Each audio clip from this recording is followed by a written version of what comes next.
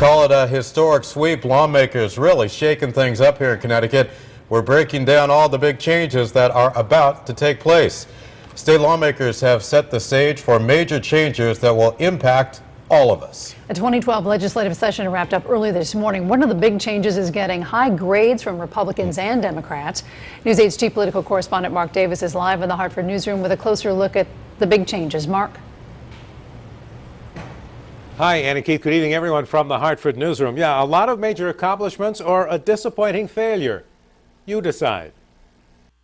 Really accomplished a great deal in a short period of time. I think it was a remarkably productive and historic session. Using Governor Malloy's standards that he set for himself, I believe we had a failed session. The Republicans are grousing because they believe Governor Malloy used the same accounting gimmicks to close a $200 million budget gap that he has criticized his Republican predecessors for doing. And they predict another big deficit on the horizon. But even the Republicans are giving high grades to the massive education reform plan hammered out by Malloy in the final days of the session.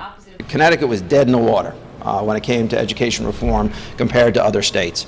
In addition to targeting resources at the state's lowest performing schools, the new law, which Malloy will sign sometime next week, provides a method for evaluating and removing ineffective teachers, plus opens up 1,000 pre-K slots in the poorest cities, establishes family resource centers and school-based health clinics. The type of facilities that we know are proven to help children be ready to learn when they come to school. After over 20 years of talking about it, Connecticut residents will be able to go to the package store and buy beer at the supermarket starting a week from this Sunday. Malloy says he'll sign the law early next week. Another landmark change that's been talked about for years is the abolition of the state's death penalty. But the death chamber at Summers will not be dismantled. That's because the new law is not supposed to affect the death sentences received by the Cheshire home invasion killers or the 9 other men currently on death row. Many legal experts doubt this will hold up. These are things that have been around this building for a long time, and somehow, in some way, the legislature, the administration, we all came together and got the job done. Now, lawmakers will be coming back to the state capitol within the next week or two to do what are called budget implementers that implement those budget changes that we talked about.